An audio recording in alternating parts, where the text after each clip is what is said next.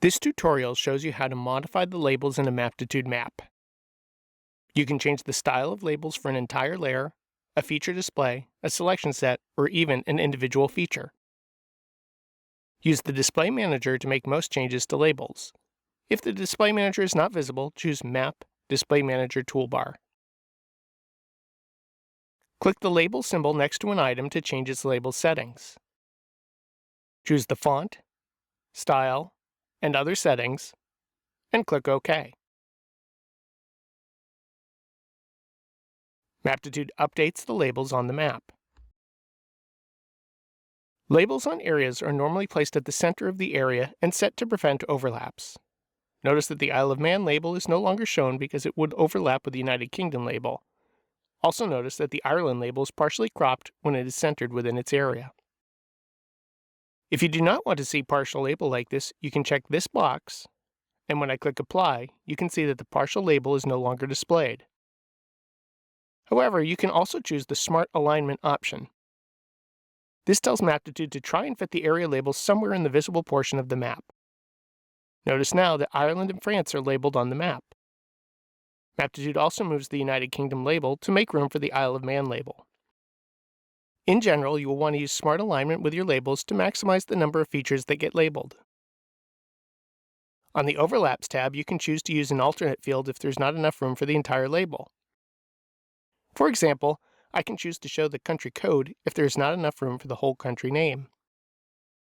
You can see that when I click Apply, there is now room for a label in Belgium. You can also choose to prioritize the labels. For example, if you want to make sure that the country label is always displayed, you might want to change the priority to the highest level. Whereas for labels on streets, you likely will want to make those a rather low priority. You can choose to make sure that the countries with a higher population or larger area get labeled before other countries. The reason the United Kingdom label was displayed earlier when I increased the size of the labels was because the labels are set to prioritize based on higher population, and the United Kingdom has a higher population than the Isle of Man. And finally, you can choose at what scales labels should be visible by entering values in the largest and smallest drop-down lists. With these settings, countries will be labeled as long as the map scale is not smaller than 1 to 20 million. On the Background tab, you can choose to use shields if you are labeling highway numbers, for example, frames,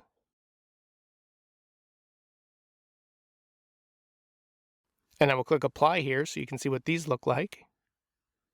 Or you can use shadows or halos and set their opacity. You can move a label,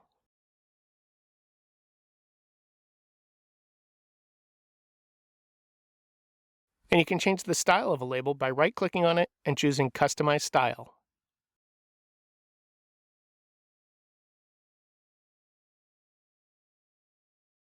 You can use this tool to add a callout line. You can hide a label by right-clicking and choosing Hide. And you can use this tool to rotate a label.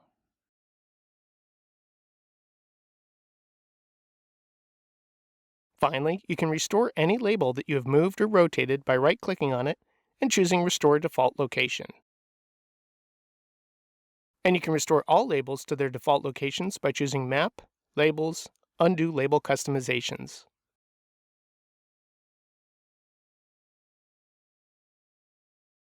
You can use any field to label a layer. For example, I'm going to turn on the postcode area layer and hide the city layer just so that the map isn't too cluttered. I've already attached some of my data to the postcode area layer and want to use my data for the labels. For example, I'm going to choose the Customers field from this drop-down list, and when I click OK, you can see the areas are labeled with the number of customers. Let me open the Labels dialog box again, and this time I'm going to label the areas with the sales data and choose a different format for the values. When I click OK, you can see the areas are now labeled with my sales data. Finally, there is an option to use more than one field in a label. I have a selection set of the provinces in the United Kingdom, and I want to change those labels. So I'll show the selection set in the Display Manager and click its label symbol. This time I will choose multiple fields from the field drop-down list, Choose some fields that I want to see in the label, such as name and population.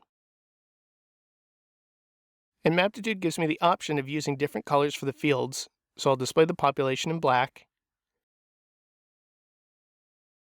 And now, when I click OK, you can see the UK provinces are now labeled with the 2 fields. And that wraps up this tutorial on labeling features in Maptitude.